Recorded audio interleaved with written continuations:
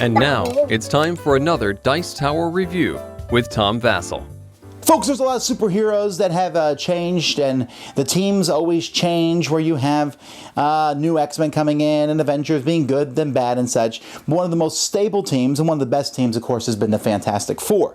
The Fantastic Four has a new expansion now for Marvel Legendary. This is a small expansion. The last one, Dark City, was a big expansion. This one adds only 5 new heroes, the Fantastic Four and one other, and adds 2 masterminds and stuff, but it's still a cool little expansion. Let's take a look at the cards in it.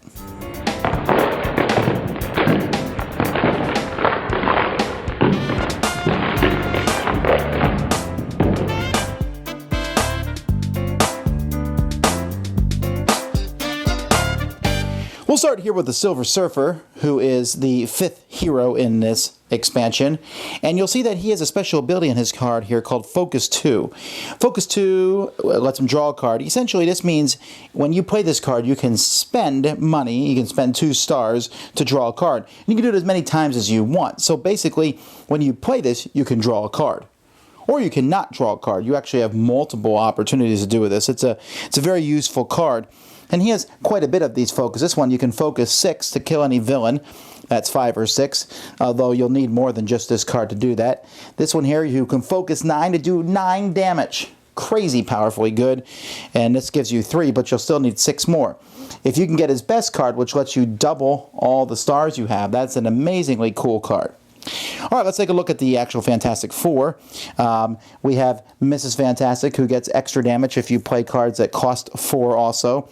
She can rescue bystanders, and her really awesome card is an invisible barrier, which can cancel an ambush effect and draw 2 cards. What happens? And it's a 5 attack, which, of course, if you know her from the comic book world, is very, very useful. Human Torch is interesting. I like him a lot because you can gain a wound with this one and do 4 damage. It's a very cheap, powerful attack, but it gives you a wound. However, you can get rid of wounds with another one of his cards to get money, which is handy. He can focus. This one's an attack of 4 and a focus of 6.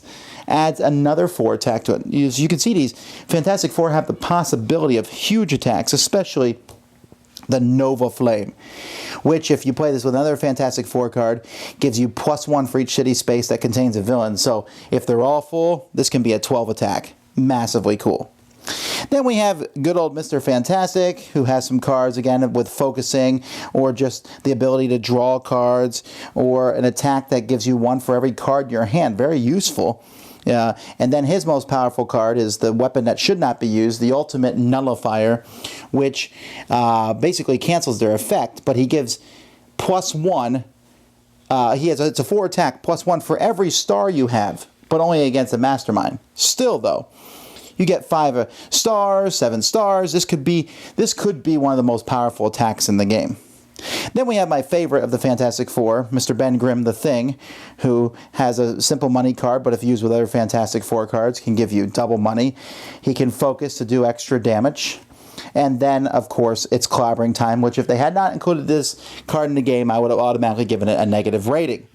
But this one's 5 attack +3 for each other strength card, and most of his cards are strength cards, so that's all well and good. All right, let's look at some of the bad guys. We have the subterranean guys. They're annoying because each of them has the burrow ability. Burrow means when you attack them, if the streets part of the board is empty, they move to that. So you attack them, they move there, and then you have to go beat them again. The only way you can beat them is if there's already somebody in the streets, or if you beat them when they're in the streets. A real pain in the neck, and it doesn't help that some of them are bigger than others. They are led by one of the new masterminds, Mole Man.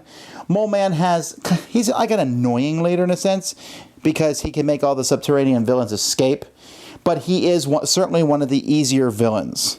This is to make up for the other group that comes in, the Heralds of Galactus. There's 4 of them, and each of these guys is huge and very powerful. You can see they're as powerful as a mastermind. However, they all have cosmic threat. Cosmic threat means, like for example here, if I play any card with a symbol that shows that little blue X on it, that's -3 damage to the person. So this guy is hard to beat unless I have those type of cards. So for example, Moore can be beaten by technology cards. And then they also have very powerful abilities. Then they're led by Galactics. Look at that. He's a 20. That's ridiculous. But He has Cosmic Threat with all the symbols, so you pick whatever symbol you want, and he's -3 for each of that symbol that you have. He's beatable, I promise, but he's very hard and has all sorts of cards that can just cause damage when you attack him. The game also comes with some more of these. This one I like a lot. The negative zone, where some rounds of the game, when the twists come out, basically your stars turn into fighting and your fighting turn into stars. They reverse each other.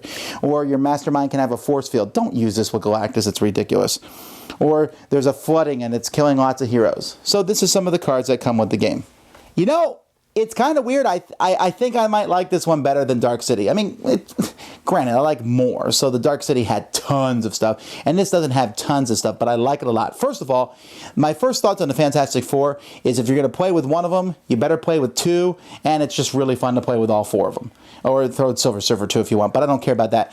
Play with the Fantastic Four and Wolverine. Play with the Fantastic Four and Hulk. Oh, that'd be great. Thing and Hulk. But anyhow, it's just really cool how many of their cards work together. The two new things, Burrow, pain in the neck. Well, actually, there's three new things. The focus is a good idea, and I suspect you'll see focus being shown in a lot of cards and newer expansions. You watch, that will be there. And the Cosmic Threat, I just like fighting Galactus. He's very hard.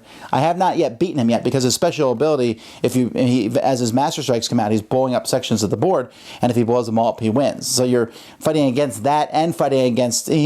I think he's harder than Apocalypse, and Apocalypse was pretty hard. But it's just satisfying to be able to jump up and punch Galactus in the chin. That's what it feels like anyway. So this is a cool expansion. If you like the game, certainly get it. There's quite a bit here in this box. Good new heroes, great new bad guys, more twists, more fun. Of course you knew I was going to recommend this.